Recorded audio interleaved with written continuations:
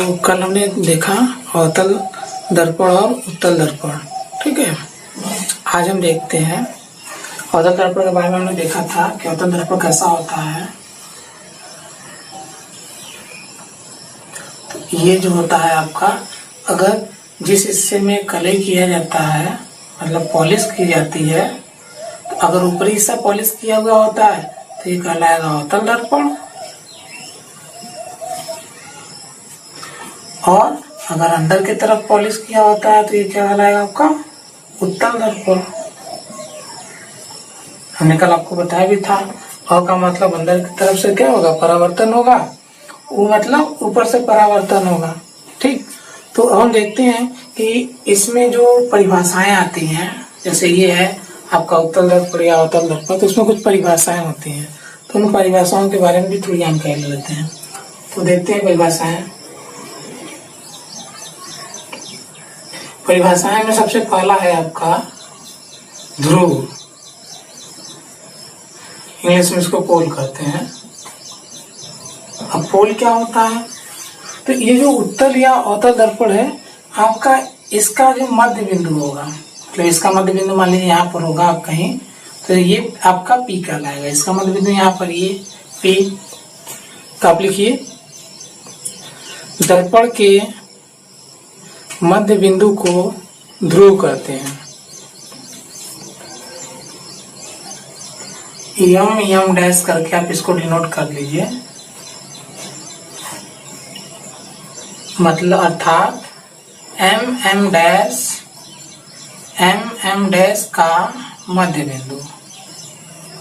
मध्य बिंदु क्या है, ध्रुव कहलाता है, ध्रुव पी कहलाता है, ठीक है। तो अगला टर्म देखते हैं। अगला आपका क्या आएगा, ये तो मध्य बिंदु हो गया।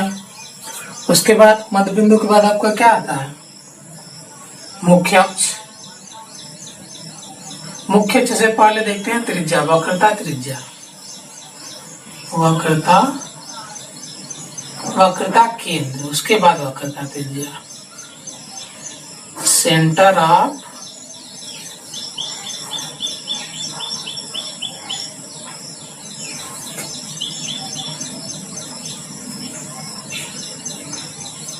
ध्रुव के बाद हम देखेंगे वक्रता केंद्र, सेंटर ऑफ कर्वेचर,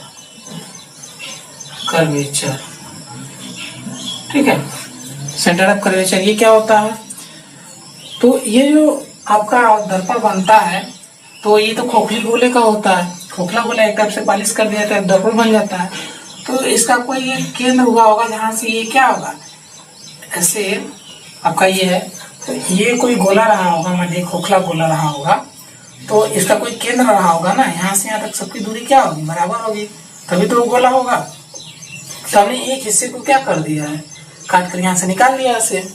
तो अब इसका कोई केंद्र होगा, इस केंद्र से ऐसे हो गया, तो इसका ये यहाँ से लेके यहाँ तक, इसका ये मध्य बिंदु, ये आपका पूरा निकाल लिया बाहर। तो ये जो हमने मिलाया यहाँ पर, मान लीजिए इस पूरे का एम डैश का क्या है, मध्य बिंदु हो गया। तो ये क्या हो जाएगा आपका केंद्र सी। लिखिए दर्पण जिस खोखली गोले का भाग होता है उसके वक्रता केंद्र को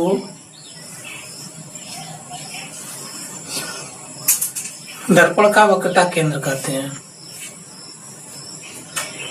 ठीक है। तो यहाँ पर क्या हो जाएगा, वक्रता केंद्र, यहाँ से हम दिखा देते हैं ये क्या आपका वक्रता केंद्र, इसके लिए भी दिखा देते हैं आपका ये वक्रता केंद्र। अगला देखते हैं तीसरा, वक्रता त्रिज्या।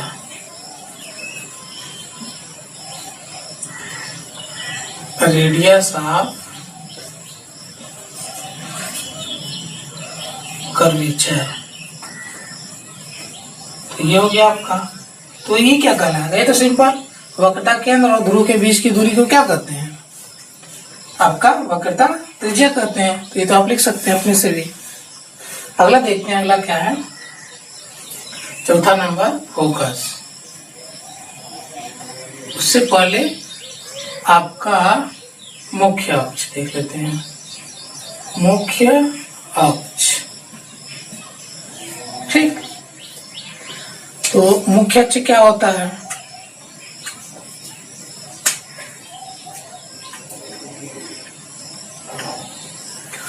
मुख्य अक्ष देखिए, वक्रता केंद्र तथा ध्रुव को मिलाने वाली रेखा को मुख्य अक्ष कहते हैं। वक्रता केंद्र तथा ध्रुव को मिलाने वाली रेखा मुख्य अक्ष कहलाती है। इंग्लिश में इसको प्रिंसिपल एक्सिस। ठीक है, तो आपका मुख्य अक्ष क्या हो गया? ये मुख्य अक्ष हो गया, मुख्य अक्ष। ठीक, अगला देखते हैं। अगला नंबर आपका फोकस। 5वां नंबर आपका फोकस। ठीक, अब फोकस क्या होता है? इसमें लिखिए फोकस। फोकस या फोकस दूरी दोनों लिख लीजिए, फोकस या फोकस दूरी।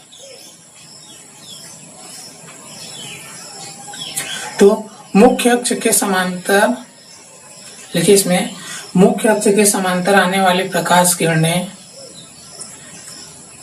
परावर्तन के पश्चात मुख्य अक्ष के समांतर आने वाली प्रकाश की किरणें परावर्तन के पश्चात जिस बिंदु से होकर जाती हैं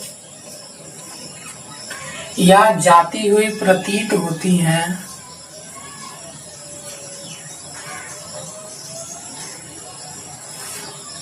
तो वह जिस बिंदु ये मुख्य अक्ष को जिस बिंदु पर काटती हैं उसे फोकस कहते हैं। फोकस को कैपिटल एफ से दर्शाते हैं, कैपिटल एफ से दर्शाते हैं। फोकस तथा ध्रुव के बीच की दूरी को फोकस दूरी कहते हैं, फोकस दूरी कहते हैं। ठीक है, तो ये आपका यहाँ से लेके यहाँ तक क्या हो जाएगा? Small F. इसको स्मॉल एफ से दर्शाते हैं। देखिए इसमें, तो यहाँ से आपका क्या होगा? प्रकाश की किरण आ रही है, ये दर्पण पर टकराने के बाद यहाँ से क्या हो जाएगी? रिटर्न हो जाती है, वापस चली जाती है। तो ये जिस बिंदु पर काटेगी वो क्या कहलाएगा? आपका फोकस कहलाएगा। और फोकस और ध्रुव के बीच में दूरी जो होगी वो फोकस दूरी कहलाएगी। इसमें भी देख लेते हैं, जैसे आपका ये क्या है? उत्तल दर्पण है, तो इसमें भी प्रकाश की किरण ऐसे चल रही है। इसको थोड़ा आगे बढ़ा देते हैं। एक उत्तल दर्पण में आभासी बनता है, प्रकाश की किरण ऐसे आएगी। ठीक, और क्या होगा? परावर्तन होगा। परावर्तन के पश्चात कहाँ चली जाएगी? वापस चली जाएगी। ये ऐसे मुड़ेगी, ऐसे नहीं मुड़ेगी, ये इधर की तरफ भाग जाएगी। तो ये यहाँ से आने के बाद कुछ किसी बिंदु पर काटेगी, मान लीजिए यहाँ पर काटते, ये एफ हो गया आपका। ठीक है, और ये पी हो गया। तो इनके बीच जो डिस्टेंस हो जाएगा वो क्या होगा? यहाँ से यहाँ तक, तो ये क्या कहलाएगा? स्मॉल एफ कहलाएगा। ठीक, तो ये तो हो गई सारी परिभाषाएं। अब हम देखते हैं आगे। अगला हेडिंग लिखिए वस्तु। अब धीरे धीरे हम अवतल या उत्तल दर्पण से प्रतिबिंब कैसे बनेगा उसकी तरफ आगे बढ़ रहे हैं। तो उसमें सबसे पहला हेडिंग लिखिए वस्तु। इंग्लिश में इसको कहते हैं ऑब्जेक्ट। ऑब्जेक्ट क्या है? मतलब कोई भी वस्तु है, जैसे ये पेन है, मार्कर। तो इस मार्कर से हम क्या कर सकते हैं? इस मार्कर को, ये मार्कर हमें दिखाई कैसे दे रहा है? जब इससे प्रकाश किरणें हमारी आंखों तक पहुंच रही हैं तभी दिखाई दे रहा है। इसमें लिखिए, मान लीजिए कोई वस्तु है और यहाँ पर हमने बना दिया कोई दर्पण। तो यहाँ से जब प्रकाश की किरणें इस पर चलेंगी, ऐसे करके चलती हैं, तो हम मान लीजिए यहाँ पे हैं और हमारी आंखें हैं ये। ठीक, तो हम जब देखेंगे इसको तो क्या होगा? हमारी आंखों पर ये प्रकाश पहुंचता है, तो जिससे हमें क्या पता चलता है? यहाँ पर कोई वस्तु मौजूद है। ठीक, तो ये कोई वस्तु मौजूद। लिखिए इसमें, जिस प्रकाश स्रोत से चलकर प्रकाश किरणें दर्पण पर आपतित होती हैं वस्तु कहलाता है। ठीक है, तो ये यहाँ से प्रकाश किरणें चल रही हैं, दर्पण पर आपतित हो रही हैं, तो जहां से चल रही हैं आपतित हो रही हैं वो क्या कहलाएगा, वो वस्तु कहलाएगा। ठीक, आगे लिखिए अगला प्रतिबिंब। प्रतिबिंब इसको क्या कहते हैं कोष्टक में, ये कहलाता है आपका इमेज। इसी के बारे में तो हमें पढ़ना है आपका। देखिए इसमें दर्पण से परावर्तन के पश्चात किरणें जिस बिंदु पर आपतित होती हैं या जिस बिंदु से आती हुई प्रतीत होती हैं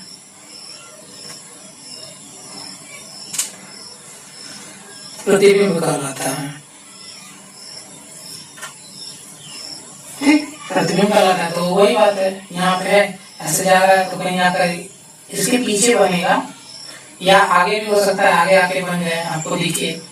तो हालांकि ये तो बनना इसी में है, लेकिन इसके बीच में जो यहाँ से यहाँ तक डिस्टेंस होता है वो क्या होता है, इस मिरर में हमको दिखाई देता है। तो इस वजह से ये क्या होता है, हम थोड़ा उधर नहीं बना सकते हैं, कुछ रीजन है उसका, तो हमारा प्रतिबिंब इधर ही बनेगा। ठीक, तो लिखिए इसमें प्रतिबिंब दो प्रकार के होते हैं। प्रतिबिंब दो प्रकार के होते हैं। पहला आपका वास्तविक प्रतिबिंब, वास्तविक प्रतिबिंब।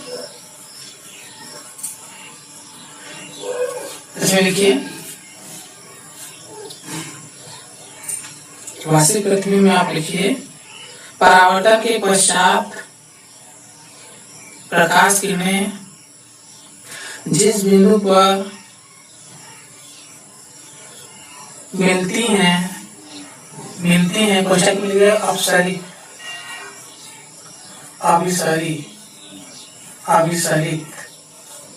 अभिसरित होती हैं वास्तविक प्रतिबिंब कहलाता है। वास्तविक प्रतिबिंब को पर्दे पर लिया जा सकता है। ठीक, जैसे ये कोई सामने प्रतिबिंब है और ये क्या, और इसमें लिखिए वास्तविक प्रतिबिंब हमेशा वस्तु की दिशा में ही बनता है। मतलब वस्तु जिस दिशा में रखा रहेगा उसी दिशा में ये क्या बनेगा, प्रतिबिंब। मान लीजिए ये है तो हमारी आंखों से यहाँ से देख रहे हैं तो वस्तु यहाँ से इतना ही डिस्टेंस कवर करके अंदर, लेकिन यहाँ पर दिखेगा। मतलब अगर यहाँ पर कोई पर्दा लगा दिया जाए, मतलब यहाँ पे मान लीजिए हम ना होके यहाँ कोई दूसरा पर्दा लगा दिया जाए या यहाँ कांच ही लगा दिया जाए, शीशा, तो अब यहाँ से देखेंगे तो क्या देगा, ये इसमें से इसमें जाएगा, यहाँ से इसका पर ये यहाँ जाएगा और उसके बाद परावर्तित होकर इस पर बनेगा, और यहाँ से आप चाहें तो क्या कर सकते हैं, देख सकते हैं पीछे से। ठीक, पहले लिखिए दूसरा आभासी प्रतिबिंब। मतलब सब कुछ सेम होगा इसमें क्या होगा, जो इसी का उल्टा, मतलब ये जो प्रतिबिंब कहाँ बन रहा था, यहाँ बन रहा था, वो कहाँ बनेगा, अब दर्पण के दूसरी दिशा में बनेगा, दूसरी ओर। ठीक, तो ये आप अपने से लिख लीजिए, दर्पण के दूसरी ओर बनेगा और इसको पर्दे पर प्राप्त नहीं कर सकते हैं हम। ठीक, तो फिर आज के लिए इतना ही। आगे हम देखेंगे कुछ नियम नहीं, ये आपका F बराबर R/2 का जो संबंध होता है, तो ये कैसे आता है उसके बारे में हम अगले वीडियो में देखेंगे। तो आपसे उम्मीद करते हैं आप सभी लोगों को वीडियो बहुत पसंद आया होगा। अगर वीडियो आपको पसंद आया तो वीडियो को लाइक और चैनल को सब्सक्राइब जरूर करिएगा। धन्यवाद।